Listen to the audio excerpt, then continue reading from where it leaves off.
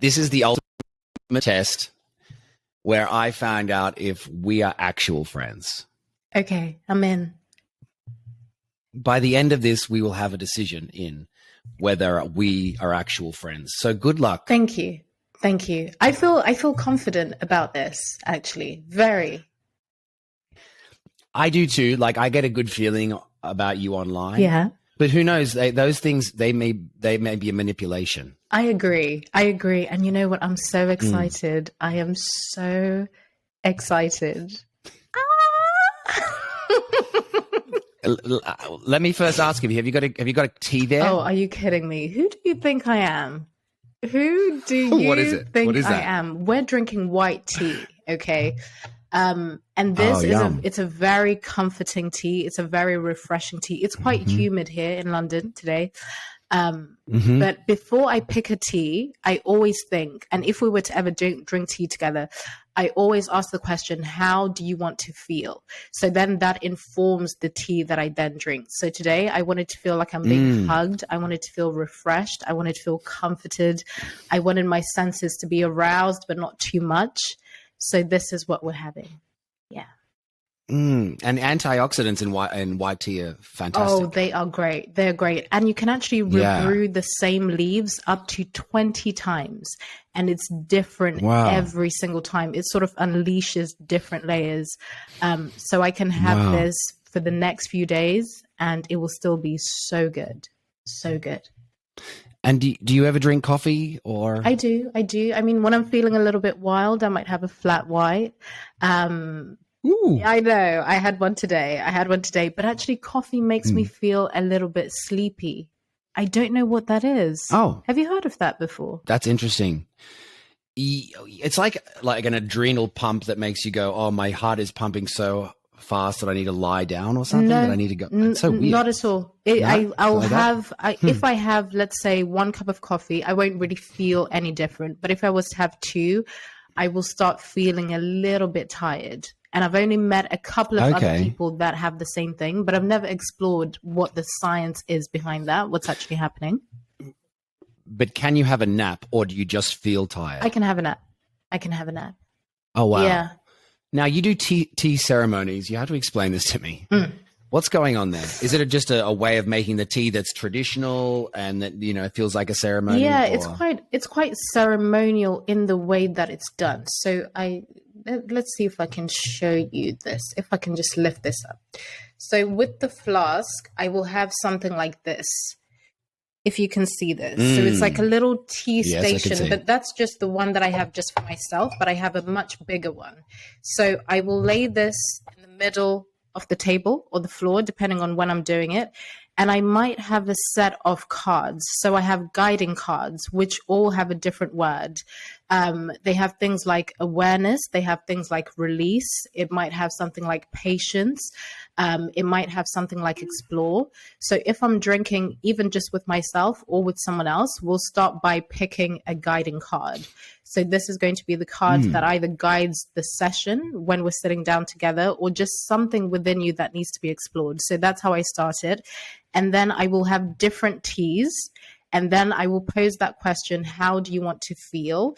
And then depending on what it is that you want to feel, we'll start with that kind of tea. Or if you're not really sure and you just want to explore all the teas, it can go on for a few hours. We'll just try all the different types of teas while we're having conversation.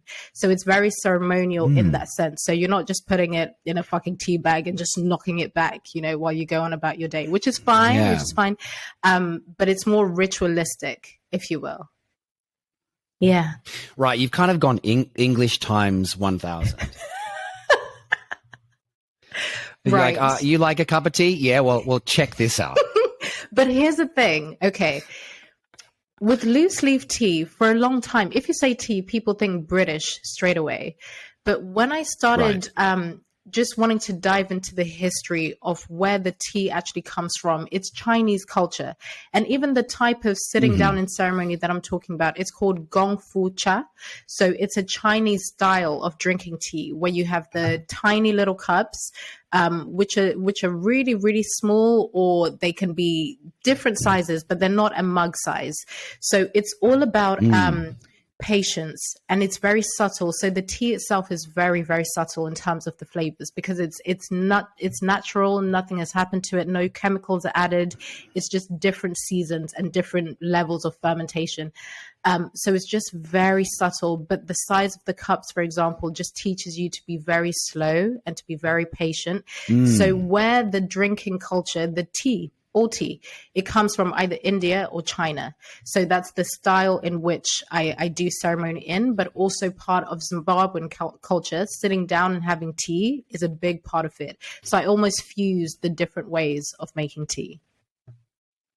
Yeah, and so do you have a dealer for this stuff? Like, how is it, or is it? There's probably a great shop I imagine, in England that you can go to. There are different shops, but I go to one of my wonderful friends. Her name is Ray. She grew up in the mountains in Guizhou in China, northwest China, I believe, but I really hope I'm correct.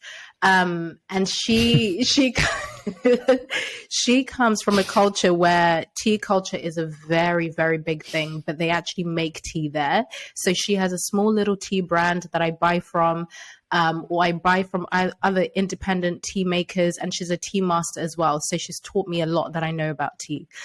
So it's usually from friends. I usually buy from friends that have their own ways of making it, and a lot of them actually go home back to China in April, usually when it's tea picking season. And I think it makes it even more special. Amazing. Now, if you're listening to this and you're like, are we really going to talk about tea for an hour? I promise you we're not. Because I couldn't do it. So let's just, I can tell Africa wants to talk about tea for the next hour, but we're going to, let me introduce Africa, and then we'll go into where we're supposed to go. So today I get to speak to Africa Brooke. She is a London-based consultant, coach, international speaker who specializes in helping public figures, established entrepreneurs, teams, and individuals with personal or professional challenges related to self-censorship and self-sabotage. She likes to take the no bullshit approach to coaching, using evidence-based methods to help you clearly define and stand firm in your values and boundaries, identify blind spots, rewire your mindset, master effective communication, and restore confidence in the most important areas of your personal and professional life. Wow. Let's go to where I'm most scared to go today, Africa, and that is self-censorship. Because you talk a lot about this, and I always feel like you're talking to me whenever you post about it. Really? So what is, yes, I do. Well, I know that you're not, but I mean, I'm always like, am I? I feel like I self-censor all the time. Right. So what is self-censorship? Yes. And I'll get into that, but I'm also just going to come back to that because I'm very curious, because the people that say to me that, oh, I think it might be self-censoring, or they message me privately, they're usually people that are actually very confident, people that are very outspoken, people that, to me, which you fall into that category, you say your mind, you're not allowed to be daring, you're not afraid to play on the edge. So I find it very interesting that you say that. So I'll put it very simply. Self-censorship is when you find yourself withholding your true opinions, your ideas, and how you feel about a situation, about a thing, about a topic. You withhold how you really feel because you're afraid that if you express your actual true thoughts, that you're going to be socially rejected. It's a huge part of it. Social rejection is a massive part of it. And with the language that we use today, cancelled. You're afraid that you're going to be cancelled. You're going to be socially rejected. You're going to be abandoned. You might even be misrepresented. So it's something that happens from a place of fear. It's always very, very fear-based. You're afraid that if you say or do this thing, I'm going to be punished for it. So in the simplest way, that's how I would describe it. And it's an area that I'm very curious about, because it's no longer really just something that happens on an independent level, just in people's homes. It's happening on a mass scale where people feel like they're constantly walking on eggshells, where people feel like they have to monitor and police their own thoughts, which is a very big part of self-censorship, where you feel like you're constantly monitoring and policing yourself before you even allow the thought to form, or before you even allow yourself to express it. You also have the ability now to go ahead and tell people what you think on social media. Yeah. And so all of those thoughts that you think are naughty and all of those ideas that you're like, oh, I shouldn't say that out loud, you have the ability to go and put them online now and have everybody listen to them. And kind of, here's my problem with the self-censorship thing is that if I was to say what I truly think about so many things, I'd be heaped in with a group of people that I'm not actually ideologically aligned with. So, for instance, if I was to tell you my thought on masks, you might go, "Oh, you're a Trumpy anti-masker," and then I'd be like, "Oh, well, now I'm heaped in with a group of people that I disagree with on a really basic level, on a big level, but on individual things I have different thoughts, and then people are like going to strive to throw me in a group of people." Do you know what I mean? Yeah, I do. And that's the misrepresentation piece, right? That if I say this thing, especially also, we're trying to have quite nuanced conversations on what I think of as platforms that are really flat. They don't allow for that context to come through.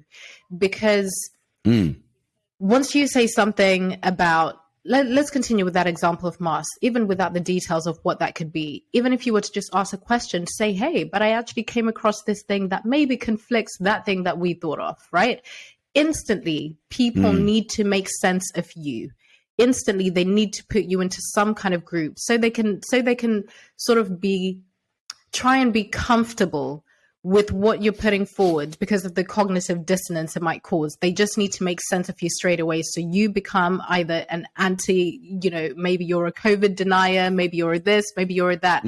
So I think we're trying to have nuanced conversations on platforms that don't allow us to do so. But also we've seen people being punished for asking questions or introducing something that is quite different, right? So I think people are seeing all of those things happening and people are just kind of closing in on themselves and deciding that, you know what, it's actually not worth it. But I think the more you do that on one thing, it's not worth it, it's not worth it, it's not worth it, you find yourself making that a default, and then it just becomes a part of who you are and you won't even really realize that it's happening. So I think it is a very important conversation to have, even if some people might not have even heard of the term self-censorship.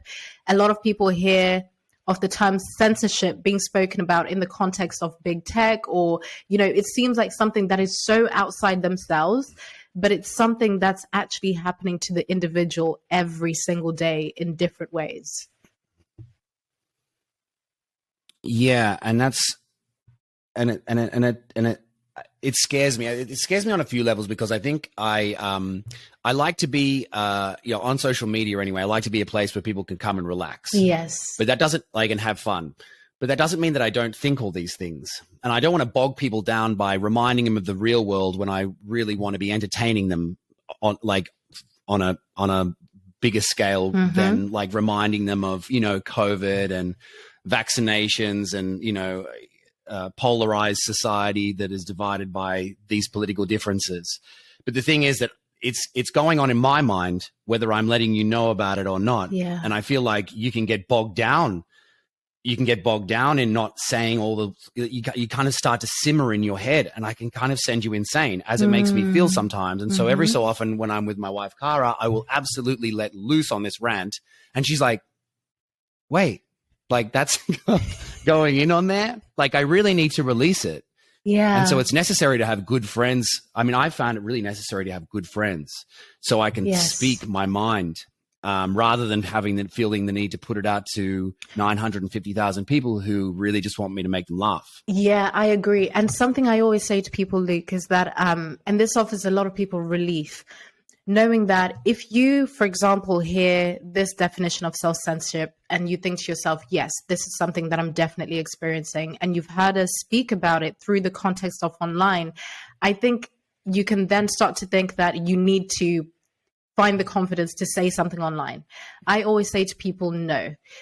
The online should be the very last place you want to share your true thoughts and your ideas. I think it's completely fruitless because I think you could have the best intentions, but you're going into a void where there are no boundaries. You're going into a void where anyone can enter that environment, even if you have a private profile or you don't. It's not the conditions are not right for people to actually bring their nuanced thoughts to the table unless they're taking a very strategic and specific approach. And you need people like that. But I don't think that needs to be everyone. I think what is most important is you having in your interpersonal relationships room to have those, what I call unthinkable thoughts. I don't think everything needs to be brought to social media, because I will tell you, there are things that if I told people what I really think about some things, yes, but it's not worth it, because it's not my hill. I think everyone needs to think of what hill are you willing to die on, because we don't need to talk about everything online. I think you have to cultivate that group of people, even if it's just one person or a couple of people, where your unthinkable thoughts can be put on the table and you can talk about it. And you can actually allow yourself to have a space where you can express your ideas, to kind of question certain things, and listening to different types of people, even people you would have at a point in time thought to be vile because you were told to think they were, or because you really don't agree with them, or because they sit on a so-called side that you've been told is bad. That also allows you to start getting better at not monitoring and policing your own thoughts, because you're allowing for different worldviews and different perspectives to exist. So I think a big part of it is not just about what you say and where you say it. It's about the sort of journey that happens in your own mind of allowing different things to exist simultaneously. Yeah. And then where did this idea of this passion for self-censorship come from? Was it something that you noticed within yourself? Yes, absolutely. I would say at different points in my life, I've noticed it. I learned to self-censor at quite a young age, actually, in my own family home for different reasons, because I was in a home where there was physical abuse. I was in a home where I really did have to watch what I said, because there was a price to pay for that. So it's something that I think about all the time. It's not something that's as recent as I might have thought. It's something that a lot of us experience at different stages of our lives, but we never would have called it self-censorship. But again, what I was doing was I was withholding what I really think. I was withholding and denying my own needs and desires, because I thought I would be punished for it, because I thought I would be rejected for it, whatever the details might be. So I think it's something that I have experienced for most of my life. But in the context that I speak of it now, where the biggest fear is social rejection, for me would be about 3 years ago, when I just started to notice that it was becoming just increasingly difficult to have even the most normal conversations, even to laugh at things that I would have laughed at a different time with friends, even things that were really fucking out there, things that were on paper not okay, but they're usually the most hilarious. They're usually the best, right? But I just realized that I was finding myself and also choosing environments where activism was prioritized, but it was a specific type of activism, because I'm really serious about activism. I think it's really important. But there was a specific type, which is called, people call it critical social justice. And I think that's a fantastic way to put it, because social justice is important, but there's a critical social justice where you're made to believe that you have to be constantly walking on eggshells around everything, that you need to have the perfect terminology, which is usually a very academic, jargony way of speaking. It's not a way of speaking that most people really do. It's mainly sort of mantras that no one can challenge. And if you question them, right, it's wonderful. It's fun. I know those. You know those well, yeah. Right? So I think I heard of this term that's perfect for them, actually. Have you heard of the term thought terminating cliches?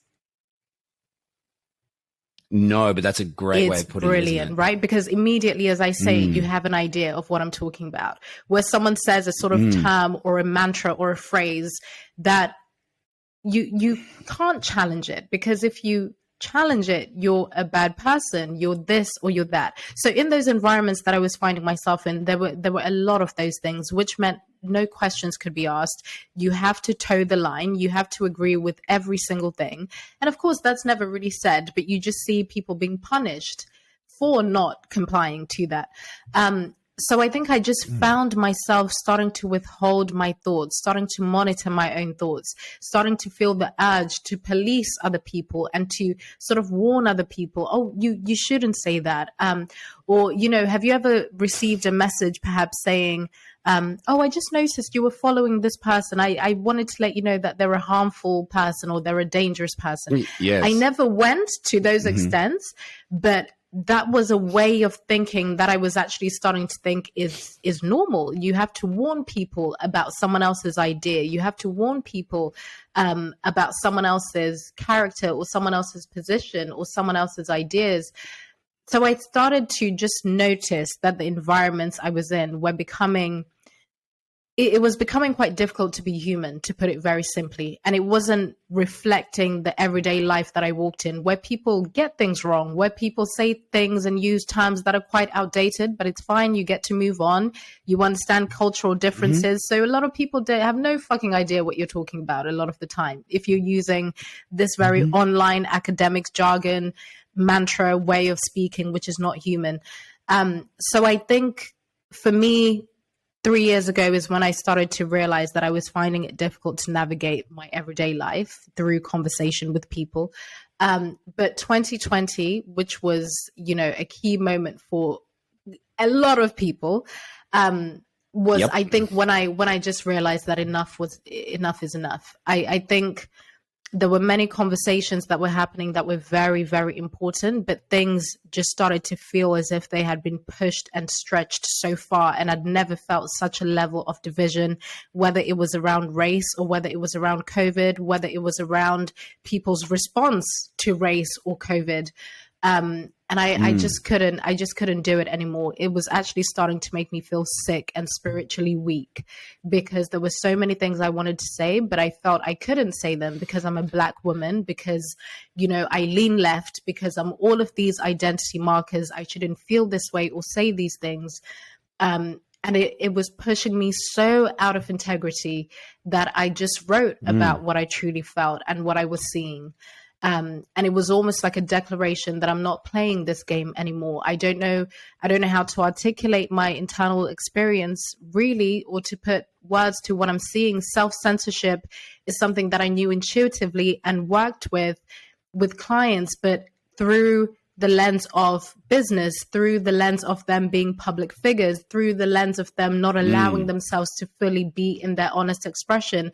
But it was never through the lens of the collective fear that we have around social rejection that is leading us to sort of deny reality. So that was the piece that was very new. But I decided in that year, nearly 2 years ago now, that I was not going to do that anymore. But that was kind of my journey with it. Yeah. And was that when you wrote your essay, Leaving the Cult of Wokeness? Yes. Is that when that happened? Yes, that was it. Yeah. Well, it doesn't surprise me because, you know, there is, like you said, you're kind of denying reality. Yeah. There's a denial of reality within wokeness. That's why I think that they're so angry. Yes. It's because, you know, when I speak what I find to be the truth, I don't have to have everybody believe it. It's because it's the truth. So like, you know, I don't have to yell and scream that you should believe it too. It's like, well, I should be relaxed enough to just know that it's the truth. Yes. You know, there's this hatred within their ideology because they know that it's not true or something. It's like, I have to yell at you and force you to believe it because it's not true.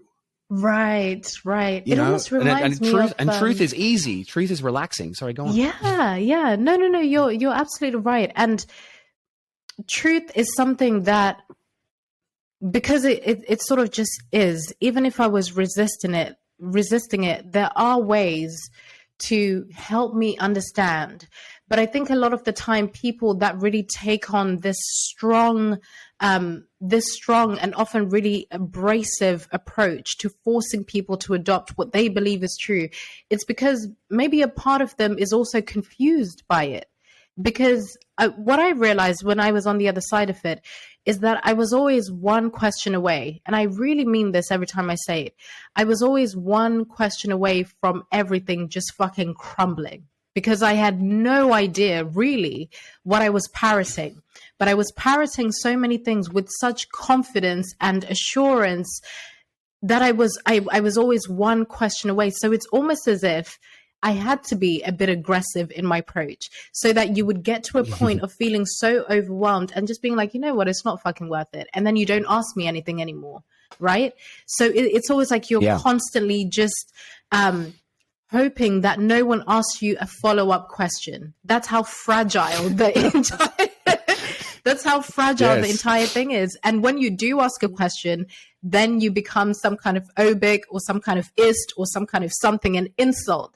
And that sort of thought terminating cliche comes your way, and then the whole thing just shuts down. So I found it, I speak to so many people, Luke, even to this day, 2 years on from that letter, and it's inspired so many people to start speaking. I've come across so many other people who are having similar conversations in their own unique ways. And I really am seeing a ripple effect of people saying, no, I'm not doing this shit anymore. I'm a grown adult. I'm not doing that anymore. I'm in, but you've gone so fucking far that you've lost me. I think a lot of people are also realizing that it's not sustainable. It's very tiring to be outraged all the time. You are knackered.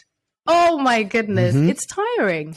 So I think a lot of people are they're so exhausted at this point. But I think I'm also curious to kind of know what it has been like for you, as in observing, if you have sort of observed what has been happening in the past couple of years, and where you would say you are now with it. Well, 2020, particularly around the BLM part of 2020, was a really, it's so funny. If I call it scary, then people are going, oh, you was scary for you, a white man? Can you imagine what it was like for a person of color? But it was scary because people came to me. I was in Australia, and the BLM thing had begun. The footage was going crazy of George Floyd, and I hadn't said anything. And so then a bunch of people online, including friends, called me and other people out who were their friends who had followings, and were like, why haven't you said anything? And in a public way, they posted something, tagged me in it, and said, all the people who are tagged in here haven't said anything about this yet. Wow. And I was in Australia. I was aware of that it was going on. And I was like, wow, okay. And then I was like, I'll say something. Then I said something. Then people recorded what I said and put it out, and were like, and what I said was, I don't often comment on these things because I would prefer to be a place, an oasis that you can come and enjoy some humor and laughs. And people recorded that and were like, oh, look at him saying that he doesn't want to speak about this. He's only doing it because he's been forced to, because he's been called out on it publicly. This is pure privilege. And I was like, wow, what can I do here? And what my message was that, like, we should face these matters and move through them together. Anyway. And so then for the next 2 weeks, it would have been the most stressful couple of weeks. Kara used to come out to me. I remember being in my backyard, and she goes, what's wrong? And I go, I just don't know what to do. And I feel like I'm posting all these things. I'm trying to keep up. I'm trying to not get in trouble at the same time. And I just feel inauthentic because it was called out from me, rather than that I got to authentically authentically react. It was just, it was pulled out. It was forced out of me. And then when it was forced out, I was shouted down. And so I was like, I just can't win, and I don't know where to go, and I don't know what to do. And this woman, one woman in particular, was hateful of everything that I did. And I'll tell you, this is so funny.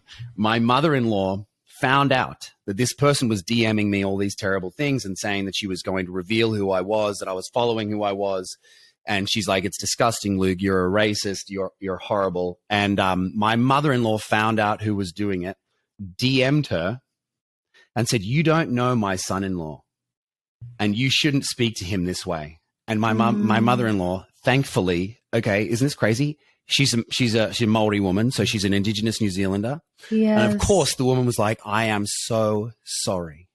Now, had my own mother, who's white, done that, that woman, doubtfully would have apologized and backed off. Wow. But Wow. I think it's the most beautiful thing. I said to her, I think it's the most beautiful thing anyone's ever done for me. Yes. Is to go out on a limb for me and defend me. And wow. Oh, yeah, it was special. Oh my goodness. That's beautiful. Because people don't often defend you. Yes, Luke, that's the exact thing I was just about to say. This culture is so unforgiving and so frightening that it scares the people closest to you. And there are people that relationships have been severed because of this. And I know exactly the time that you were talking about, when people were looking at the numbers, how many people follow you, and they were using that as a measure for how much you should be using your voice and how specific you need to be about this case that is happening in the United States, regardless of where you are in the world right now, regardless of how much information you need to be talking about this. That was sort of another one of the mantras, right? Why aren't you talking about this? You need to be talking about this. And when you silence do, is violence. Silence is violence. And when you do talk about it, another one comes in, you're taking up space. You're not getting it right. Why are you taking up space? So you will, that's the whole point of this. It's not about getting it right. It's not about a solution. It's about punishing. It's about punishing people that are in positions of perceived power or privilege, whatever that might actually mean, because it's so vague that no one ever talks about, okay, are you powerful if you have 10,000 followers? Are you more powerful if you have 1 million? And what if you have 1 million, but you live in South Africa? Should you still comment on something that there's no context, no nuance? It's just, you should speak about this.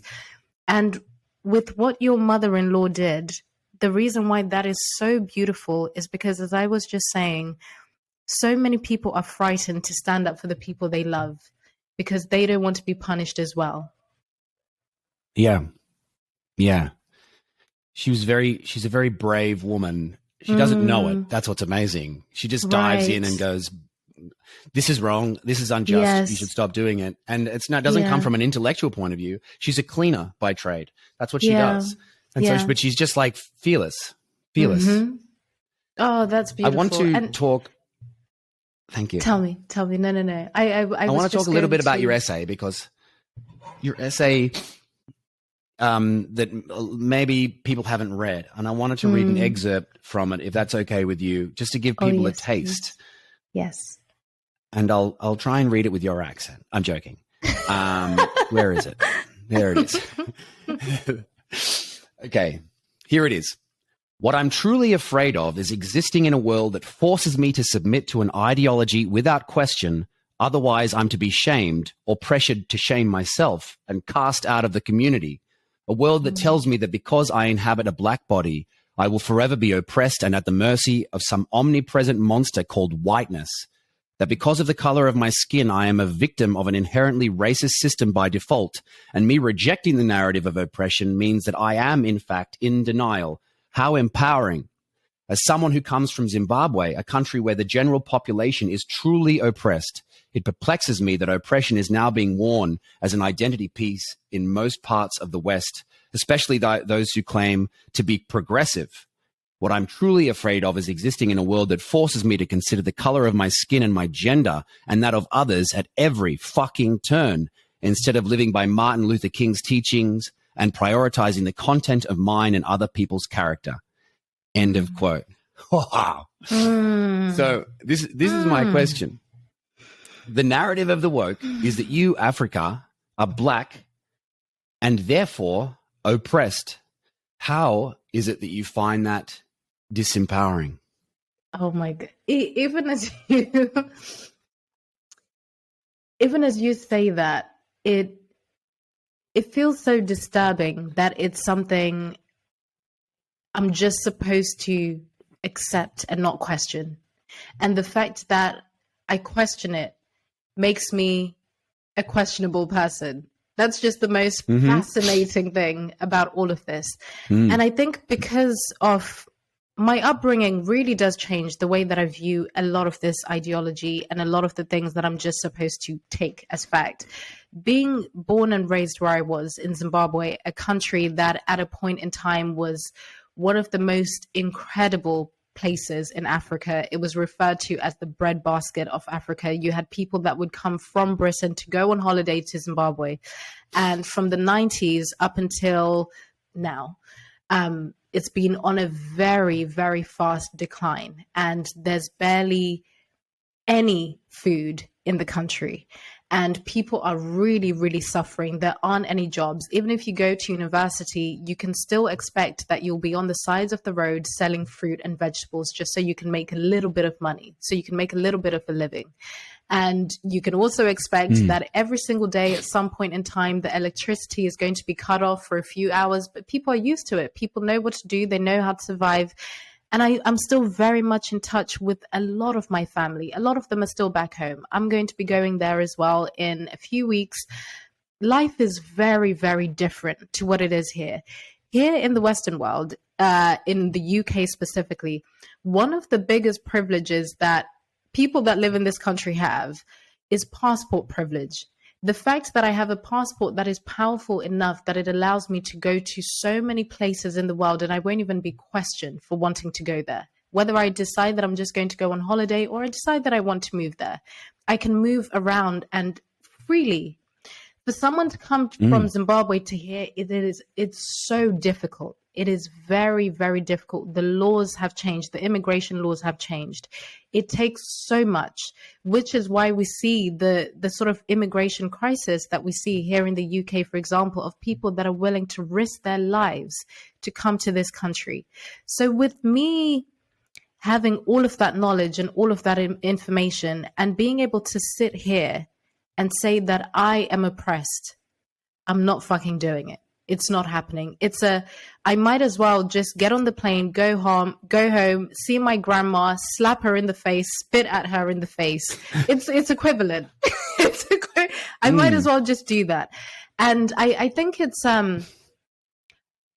here's the thing, and I always make this very clear when I have this conversation. I never want to undermine the things that people do go through, the things that racialized people do go through, whether it's Black people, Asian people, or even the things that white people go through in this very country that I live in. I never want to racialize the human experience to such an extent that I don't allow myself to see that actually, no, I do have a lot of privileges. There are things that I can do that most people aren't able to do.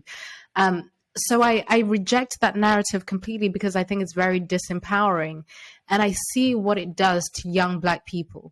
I see what it does because I speak to so many young people, Gen Z and also younger, who have bought into this ideology in so many ways, where they think the color of their skin is a burden, where they think, what's the point of me trying to do this? I'm Black. I'm probably going to be judged anyway. I'll be rejected. And yes, that could be a possibility. But does that have to be the only truth? Does that have to be the mantra that we sort of embed into each other? So I'm much more interested in empowering Black people. I'm much more interested in focusing on the things that we can do to control our experiences, even when we are in environments where we are the most marginalized. I just think there's a better way to encourage people, to motivate people, because a lot of this ideology positions Black people as victims by default. And when you treat people as victims and they buy into that, they're just going to be perpetuating the very same cycle that people say they're trying to push against. So it definitely is a narrative that I reject so loudly, because I'm very much aware of the world that exists outside of the Western world. And I think it's a very Americanized view of the world, where it's almost like every other Black people is supposed to see themselves through the Black American experience. And I find that just... Yes. It's American essentialism, and I don't think it truly reflects the rest of the world. Because if I'm in Zimbabwe and had never come here, would I so-called identify as oppressed, even though I would be, by definition, oppressed by other Black people who are dictating the country? So how do we approach that same conversation? what I'm trying to say in short is that I also reject it because it doesn't really translate anywhere else in the same way. Mm. Yeah. Yes. Yeah, I think another thing that you're saying is like people who are truly oppressed want to get out of the oppression. Yeah. And then people who aren't really want to sit in it. People who aren't oppressed, who want to, who like, you know, they're like, I'm oppressed and that's it. There's no way out. But if you're actually oppressed, you know, like people in Zimbabwe, like, get me out. Yes. Help me away from the oppression. Right, right. They will do anything. They'll also, even culturally back home, you would never see anyone referring to themselves as such. You would never see them even referring to themselves as victims. We are so aware of what is happening in the country. We're aware that systems need to change. And I'm very fierce about that, regardless of where I am. Here in the UK, systems need to change. There are things in place, both within our own communities and outside, that disempower us as groups. However, to wear that as an identity piece, as I was saying in the letter, that's a very privileged position to be in, to know that if I wear, you know, this label of victimhood, which is very different from being an actual victim, if I wear this label, there's a social reward that comes with that. You know, I'm looked after, I'm taken care of, the attention is on me. And, you know, how it is these days, victimhood is quite brandable. So you might even just get a fucking brand deal out of it. So it's just it's absurd. Yeah. Might get a well, actually, what I feel is you will. I mean, what I feel is, you know, I see people changing their names to their relatives who are people of color. They're changing their names from, you know, Johnson into a name that makes them sound more ethnic, and they may be a quarter Puerto Rican or something, and they change it in order to be. And so I think that's where we're at. Where, you know, in previous times of history, you changed your name to sound more white. Yes. And then now you're changing your name to sound more ethnic, or, you know, AKA more oppressed. Yeah. So, yeah, because that's how it's perceived straight away, right? There are all of these sort of things that we look at instantly, and we decide that this person takes more priority than this other person. It kind of reminds me of that story of, I can't remember which, was it an American? They weren't a politician, but they lied and said that they were indigenous, and people found out that they were white. Elizabeth Warren. Elizabeth Warren. Trump called her Pocahontas, which I always thought was really funny. I remember that. Yes. And she got rumbled. So I don't know. There's something happening in the West. Something very interesting. Yeah, the Cherokee. The actual tribe that she said she was a member of came out and rejected her and said she is not a part of this tribe. She never was. I think it was the Cherokees. I may be mistaken, but I mean, that's like a big old thumping. Like, if you're like, I'm Cherokee. No, you're not. No, you're really fucking not. Yeah, amazing. I mean, that stuff is laughable. Laughable. I know. Does it piss you off when you're asked about, and I really appreciate the way you asked me before about my experience. I really love that. But does it piss you off when people are asking you about your experiences as a Black woman? They might say, yeah, as a Black woman, Africa, tell me about your experience with this and that, rather than just tell me about your experiences as a human. Yes. Oh, yeah. Yeah. And I would say also about 3 years ago, when I started waking up to a lot of these things, is when I really begun to notice how so many interviews that I did, or panels that I was invited to speak on, or just anything, they would always preface it with, as a Black woman or as a woman. And I remember when I used to have, when I used to grow my armpit hair, and because my head is shaved, I would get as a queer woman. I never said I was fucking queer, but apparently I had the full outfit. That is so incredible. I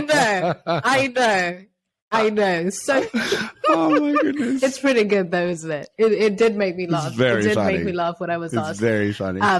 But I really detest that so much, because it's very loaded. It's very loaded, because if I'm not a person that will sort of pause and ask you why you asked me the question in that way, and I am that kind of person, you will put me into a position where I now have to look at my own personal history and see and look at if I have any grievances or if I've been mistreated because of my race, even if it hasn't happened. So you have a lot of people, and I've been curious about this specific thing for a while, Luke, that I've asked friends and other people I know how they feel when the question is positioned in that way. And people have shared with me that they've sometimes ended up actually fabricating something that hadn't happened, or just a misunderstanding or a miscommunication, or a situation where maybe they were actually in the wrong, or something that was just an innocent human interaction, and have had to look at it through a racialized lens. So I think it's pushing people, and I found it doing this to me too, where I now have to look at things and myself through a racialized lens when I'm just a writer, I'm just a coach, I'm just an entrepreneur.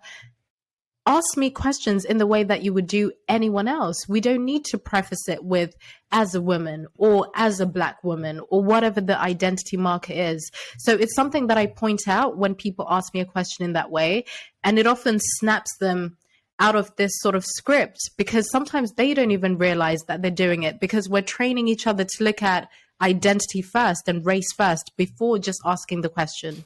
But it's something that I encourage people to push back against. And if you get asked a question in that way, to sort of just say, I'm really curious why you asked me, or preface the question in that way. And you can just put it forward like that. You don't have to get defensive. You can just say, I'm really curious, actually. Yeah, that's what I do. Do you think they're asking it because they want to hear your tale of oppression, and that's why? It's all, because the only reason to ask that question and phrase it like that, as a Black woman, it's always going to be, tell me about how you're oppressed. Yes. Because surely that's what the story, that's what they want. Exactly. And why are those the only stories that we want, right? Which is why I am really not okay with all of this. Where are the stories of just us seeing that, okay, the person is Black, but there's so many more other things. What do they actually do? What is their idea? What is their skill level? Can we have that? And then that can just be an afterthought of, oh, and they happen to be Black. Okay, and we can move on. Why does that have to be the central piece? Right. It's the only reason that you're talking to me and you have me on this panel, because I am Black. And in a way, like, yes, isn't that its, tokenism? Isn't that its own form of, right? Yeah, right. It's so interesting, because the thing that they hate so much, they have become. Yeah. It's fascinating, but enough was enough when I was asked what it's like to be a queer woman. I was like, all right, I know my pits are full, but can we please have some? You'd think they check the bio or have a look back throughout history of your Instagram to see what's going on. No, just the bald head and the pits. That's all we need. That's all we need. That's Therefore your story. Queer. Amazing. That is so funny. I know a lot of my listeners are woke. I know that they are, or at least, that way leaning. And for any listeners out there who are maybe on the fence or questioning their beliefs, do you have any messages for them? Oh, I love that. And one of the first things I will say is that if you are in a space of questioning and you find that so many things that you bought into don't really sit well with you, you're someone that is well-intentioned, you are for a type of social justice, if you will, or better yet, social awareness that is rooted in honesty and integrity. And I really would hope that is most of us, right? But you realize that a lot of the things that you've been kind of shamed and guilted into engaging in, you don't want to partake in anymore. Something that you might experience is frustration. All right. You might experience frustration and really feel quite pissed off that you even bought into this. Maybe you bought into the idea that by virtue of you being white, which is most people, that there's this sort of original sin of racism, and you have to spend the rest of your life doing the work and sort of just trudging through life. And maybe you've bought into that. And again, that's a lot of people. You might feel frustration. Something that then happens is that some people move from one echo chamber straight into another. And I don't know if you have seen this yourself with people that were maybe on the extreme of one end, but now they become a really sort of ineffective, aggressive form of anti-wokeness, where they almost label every single thing as woke. They want to sort of critique everything, and sort of, I think that can happen so easily when you move from one echo chamber to another. Just really understand that the main thing right now is to just start consulting yourself. Just start, don't try and seek out too much information. Just try and sit with who you are right now. What do I actually believe? How do I actually feel about this? Maybe there are aspects of whether it's social justice or other types of social awareness that you do stand firm in. And you're like, you know what? No, I did agree with that piece, but that maybe not so much. And listen to different thinkers that are balanced, because it's very easy to find people that can be on the extreme, people that can really sort of feed that frustration that might be inside you already. And I see that happen so easily when people just move from one group to another, and then you just find yourself perpetuating the same behaviors. But I think just allow yourself that space to not overconsume other people's opinions and ideas, and just consult yourself for a little while. And also just know that it doesn't make you a bad person to question things that you once believed in very firmly. And you never have to fall for... Another idea is that we have to look at identity first instead of looking at the content of what someone is saying.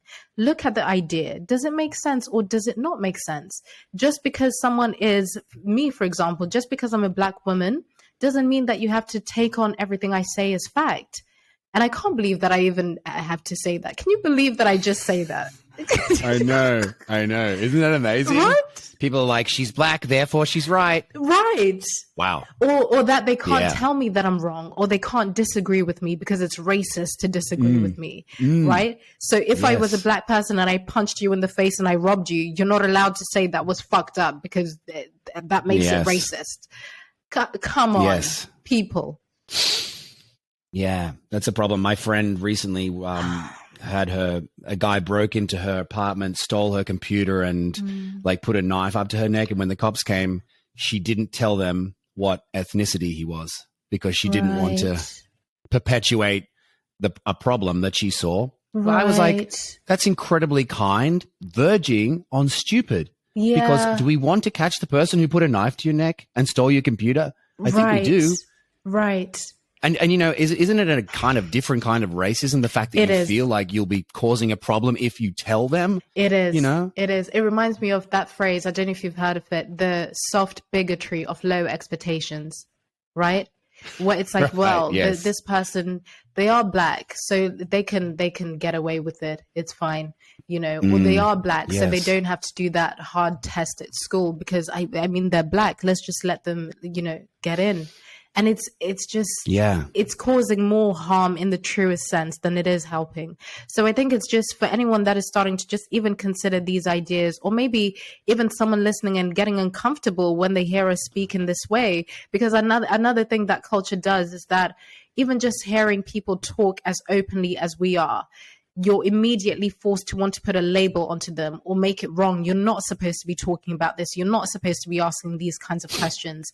And I think just sit with that potential discomfort, because all that is just cognitive dissonance, where you're having to hold multiple truths at the same time. That's all it is. Don't apply so much meaning to it, but it actually is an invitation and a fantastic opportunity to be like, why do I feel quite uncomfortable when Luke and Africa talk about that thing? Is it because I'm giving meaning to their race and their identity and they shouldn't be saying this because of these reasons? Or is it because I completely disagree with the content? Or is it because I kind of agree, but I'm not supposed to? So I think it's an opportunity to be quite curious. So I think the main thing is curiosity. Yeah. Well, when I first started following you, I noticed this beautiful whiteboard that you had in your office. Maybe there was a few of them, and you had all these, a list of things that you were doing today, or a mantra. I forget what it was, but I was like, that is very attractive. What is that? Could you tell me? Of course. And do you have one? Do you have a whiteboard? I have a whiteboard, and I used it last year, and then I'm not using it this year. I think my wife took it away, because she likes things to be aesthetically pleasing. She cares about form, but I care about function. And so she took it away because it didn't look good. And so now I don't have one, but I will wrestle it back. Maybe I can inspire you to bring it back out. Yeah, because you know what I do. Sometimes I see it lying around and I'm like, it doesn't go with my place, but it's very useful. So yeah, I've always been someone that I really want to stay on top of what it is that I need to do and just focus on what am I doing for this week, or even this month, what are the main things that I need to do, or even today, what are my little tiny things? And I would find myself getting journal after journal and planner after planner, diary after diary. But I realized that every time I would write inside it, I would either close it and completely forget about it, and then maybe start a new planner. And then I would just I might end up actually following through with what I need to do, but I would just end up writing so many things. The list would get longer and longer, but I would close it and put it somewhere else. So I realized that for me as a visual person, I need to have it there in front of me. And for me, simplicity works. What I was actually doing was overcomplicating everything so much. So I thought to myself, you know what, I'm just going to get a whiteboard. I need something big, something visual, something that I can have in front of me. I prop it up in the living room so I see it every single day. And then I thought, okay, instead of just having a very long to-do list, a very small, tedious thing, what if I focus on priorities? Because I tried different ways. So I did the whole to-do list thing and you tick it off, but it didn't feel... It didn't feel simple enough. I always ask myself, how can I simplify? It's a question I ask myself all the time in so many different areas. How can I simplify? So then I thought, okay, I think I just need to focus on the priorities, because a lot of these priorities feed all of the smaller things that I need to do. So what I do every single Sunday evening, I will sit down and I'll brew my tea. And then I'll have a think about what the main priorities are. And they usually between 4 to 5 things that I need to make sure I do this week. Everything else is simply a bonus. Everything else can go into my phone, into my calendar, but these are the 5 things that I need to do. So right at the top, I will write, for example, week commencing 1st of August, and then bullet point my 5 main things. And already visually, it's simple. It's not overwhelming. It's not a very long list because I know all I need to do this week, just make sure that I do those 5. And then I'll put a little line, and then right at the bottom, that's where I go day by day. So I will rewrite my priority again. So now it's Monday the 1st. I'll rewrite the main priority and then think of all the other little things that I need to do, all the other to-dos that will help me make sure that I get that priority done. So that's how my board works. And then on Tuesday, I'll have a look at the priorities again, write it down, and then write all of the things that are going to aid me to make sure that I get that main thing done. I love that. I guess the issue with notebooks and diaries and things, there's too much opportunity to write. The big page tells you got to write a lot in order for it to be productive. And it's like, actually, no. It needs to be simple, concise, in a few words, bam, that's what you need to do. That's it. And if you are anything like me, where I'm a visual person, I will use things if I can see them. Whether it's a book, I need to be able to see it. Otherwise, it's not getting used. So the fact that this board is in a room that I walk into every single morning, it just becomes a part of my day, a part of my ritual. And I know that every Sunday evening before I record my podcast, I will sit down, I will brew my tea. So I have all of these things that are very ritualistic in the way that I view them. So they're like just tiny little rituals that are going to help future me. And I always simplify, make sure that I'm doing things as simply as possible. It doesn't need to be fancy. The board was maybe £20 from Amazon, and I have my markers. I don't need the fancy planners and diaries, because it's all just ways of making things even more complicated than they need to be, when I can just write down my little priorities and that's it. And it works. Yeah, I also want to talk to you about something, because you talk a lot about values, and I've been thinking about this recently as I was thinking about what I was going to ask you. I read about the values, being concise about what your values are. And I'm like, what are mine? I can't figure it out. What are my values? How do you do that? Oh, you know why I think it's really important to define what your values are. And I always say to people, yes, I know that when we hear the word values, we think of like corporate values. You know, when you start a new job and they say our company values are this and that, but we never think about Yeah. them in a personal context. But something I always say is that the results in your life will show you what it is you truly value. And that's really important to remember. The results in your life will show you what it is you truly value. So I know that for me, for example, freedom is a very, very big value of mine. Whether it's in my Yes. relationships, let's say my romantic relationship with my partner, for example, I want it to be, I want us to have boundaries. I want us to have an understanding of each other. I need it to be founded in respect, which is another value of mine. But I want to feel a sense of freedom. I want to feel like I'm still my own person within this relationship.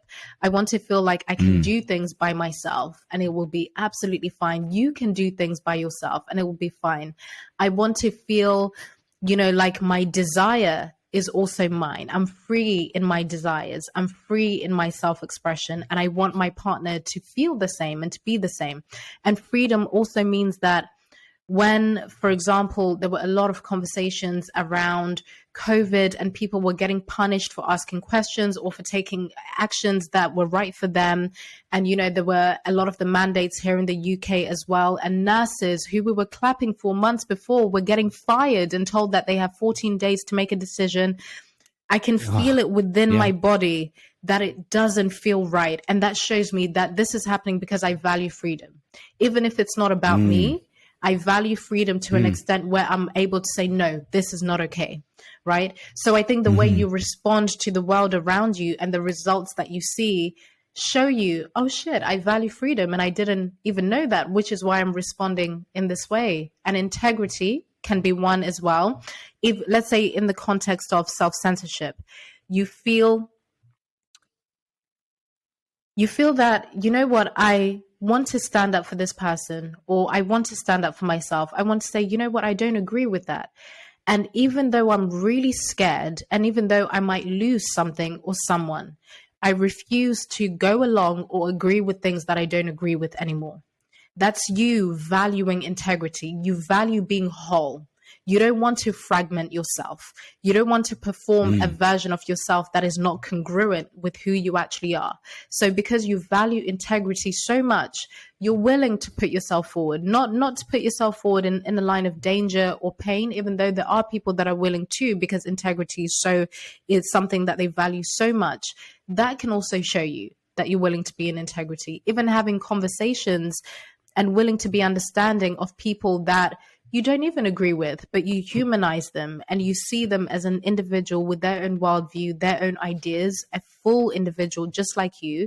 That can show you that integrity is something that you value. Not lying. Maybe you feel very uncomfortable if you were to lie to your partner or to lie to yourself.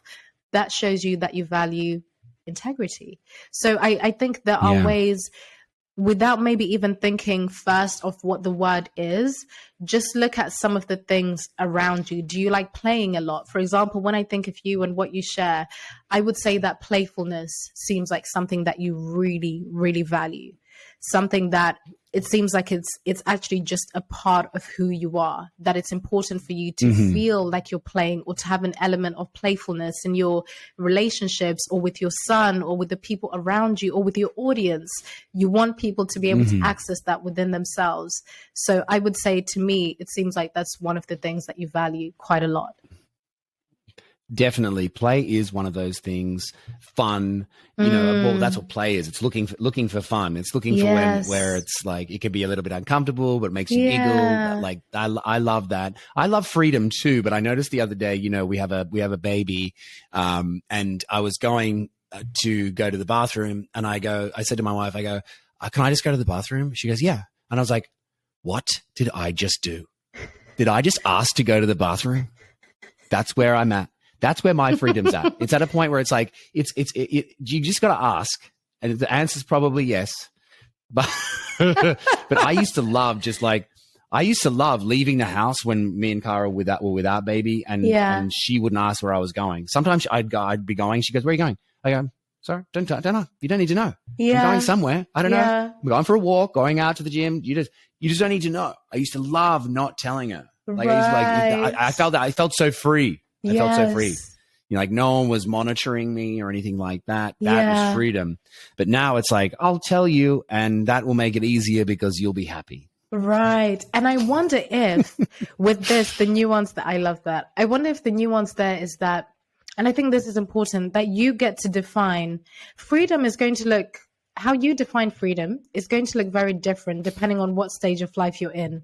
Because maybe now that you're a husband and a father, the way freedom looked like for you even 5 to 10 years ago will look very different to what it looks like now. So it wouldn't necessarily mean that it's not freedom. It's just a very different type. And maybe you get freedom in different areas. So I think with values, even though they are embodied, right? Some of them can be negotiable depending on the context. So I think that's also important to remember, because you might be, let's go back to play, for example. You might have seasons where you prioritize play more than other times. And it doesn't mean that it's not something you value anymore. It just means you're in a different season, you're in a different sort of context. But maybe you will have those moments like the toilet moment where you realize that actually, let's see if we can get more freedom in other areas where maybe we don't need to ask in this way or move things around. So I think none of this is rigid. It just shows you sort of what's at your core, and then you can sort of work with it depending on your day-to-day life, which changes so much, right? I love that. I think it's like looking through your experiences and going, which fulfill me, which make me feel uncomfortable. Yeah. You could even say words out aloud, you know, like integrity, honesty, freedom, fun, and play, and like just see how that feels, you know, to you. That sounds very actory, and you know, you got to have an open body to be able to, an open spirit to be able to do that. But I think it's true. I like that a lot. And even the other words, something that really helped me is to, and I mean, it's so simple. A lot of the time we just don't have the language for a lot of these things, which then makes it difficult for us to understand it and to embody it further. So I remember when I started doing this sort of values work on a personal level a few years ago, I just looked online and just found, okay, what is a list of values? What is a list of feelings? Because I realized that I didn't have a lot of language for these things. And then you realize that, okay, you value even things like empathy, you value compassion, you value adventure, you value loyalty, you value, I think once you have the language, it allows you to see that, okay, you've either already embodied it, and I refer to that as embodied values, where your life is already showing you that this is proof of who I am and what I live by, or desired values. Maybe they're values that you want to step into more and cultivate. So I always think of it in kind of two categories. You have your embodied, and then you have your desired values, and you can play around with it and also challenge yourself to be, let's say you want to embody, adventure a little bit more. What are those things that you could do on a daily basis to kind of start working on those desired values? So I think it's something you can also make quite fun just for yourself. Definitely. I want to know what somebody asked me a question to ask you. They've written a book and they didn't self-censor, and they're very anxious about the repercussions. Well, you know all about this. So what did you learn in stepping out from the cult of wokeness? What did you learn, and what should they expect? One of the first things to expect is just your own discomfort. And that can sound quite obvious, but I think that's a very important piece of this, because your nervous system is going to be responding to whatever your thoughts are, right? Maybe you're already thinking, oh my goodness, I should have written that. What is going to happen? The comments that are going to be coming in. So you're already creating so many stories around something that hasn't even happened yet. Right? So it's really important to not allow your mind to continue creating all of these stories, but just get comfortable with the fact that, okay, this is going to feel a little bit strange for some time within me because I'm doing this for the first time. But I would then also tune into people like myself and people that speak in very bold ways, people that are allowing themselves to think differently. And it's not just even people in the modern times. I think when you look at so many different artists and people that have been so daring and courageous to give us art and to give us pieces of literature at a time when you would have had your head quite literally chopped off for writing certain things, right? So I think for me, it helps to get comfortable with the discomfort that I feel, but to also make sure that your mind is not going into overdrive of what will happen. You've done it. And I think that's one of the most courageous steps, to even allow yourself to put it down on the page without self-censoring. And I'd also give you some reassurance to say that there's a sort of new way of being that a lot of people are starting to step into, where people are now more open to different ways of thinking. It's not like it was 2 years ago. And I don't know if you've also noticed this, Luke, that people are sort of starting to come out of that trance and that haze from a couple of years ago, where you could have never had the conversation you and I are having, for example, because we would have just been so terrified, where even following Joe Rogan 2 years ago, I would have been like, no one can see that I'm following Joe. And it's just, when I think of that, Jordan Peterson. Or Jordan Peterson, right? It blows my entire mind. So I think just remember that it might feel really heavy right now, but the culture is constantly shifting, and you will thank yourself for actually getting those thoughts out onto the page. And at a time, you're going to look back and think, oh my goodness, what was I even worried about? So just stay with it. Just stay with it. Don't pull the plug on yourself, is what I would say. And you'll also be inspiring all the people around you and not even know it. Yes. And there's also a chance that people will absolutely love what you do. Right. And people will really appreciate it. The people that you thought you were going to get hate from actually end up saying, thank you so much for speaking your mind. Oh, 100%. And you find your people. You might also, some people might drop off, and that's fine, because you've given them what they needed at a time when they needed it. But now you have to meet a new version of yourself. And along with that comes new people that meet you where you are. So I think there's so much more to gain, even though there might be a temporary loss, even if that loss is your own comfort or a few followers or whatever the details might be. There's so much more to gain. So much. Yeah.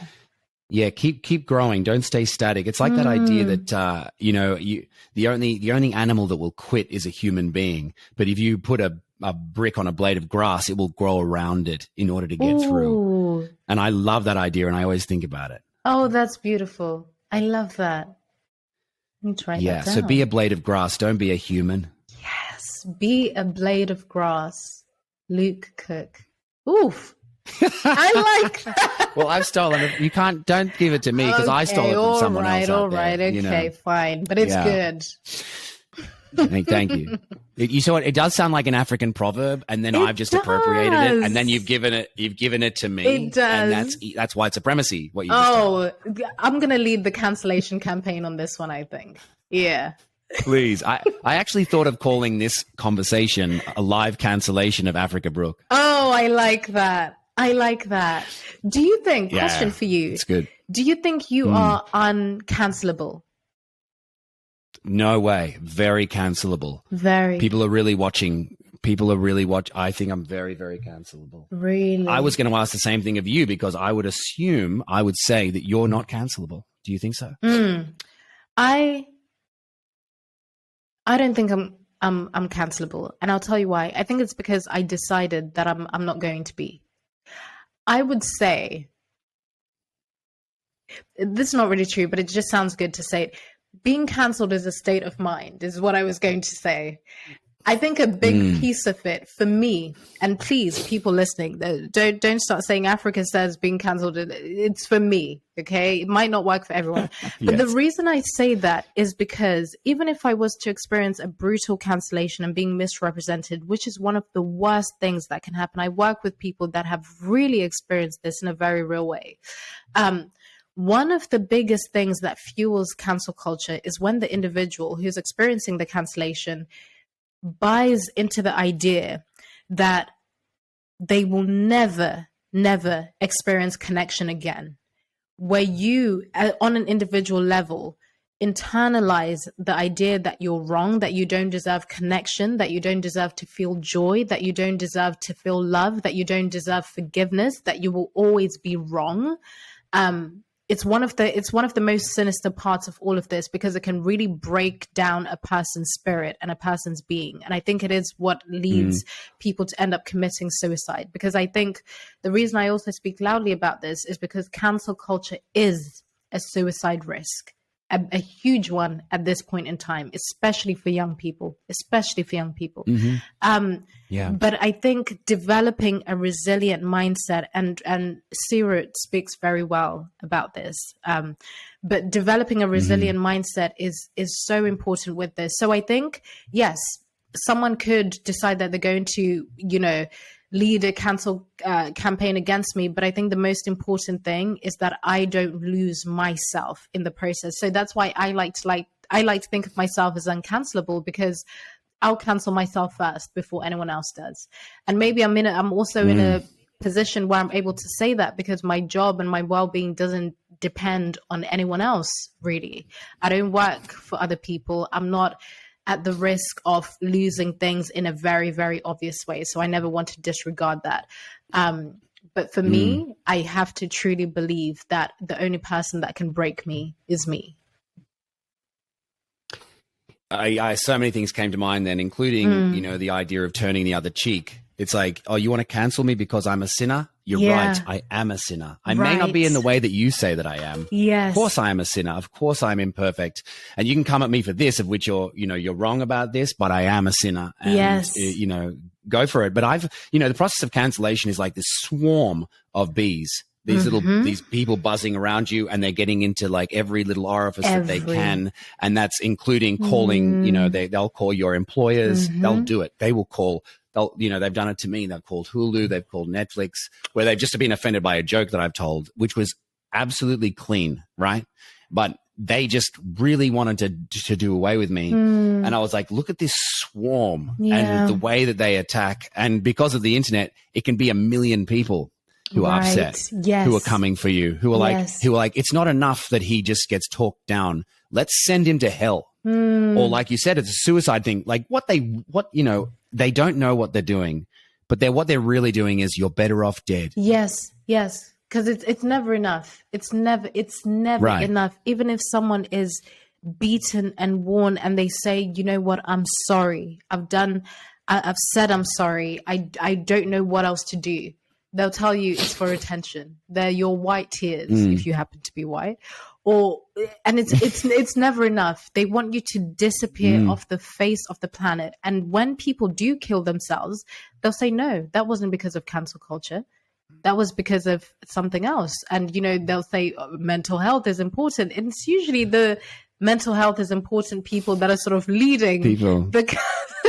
So it's very bizarre. But I think just a strong, resilient internal world is really important in this culture. And it doesn't mean that you won't feel any kind of fear. And it doesn't mean that you won't, maybe worry that it might happen to you. But I think it's just really important to have a strong sense of self and a community and strong interpersonal relationships as well, because they're hugely important.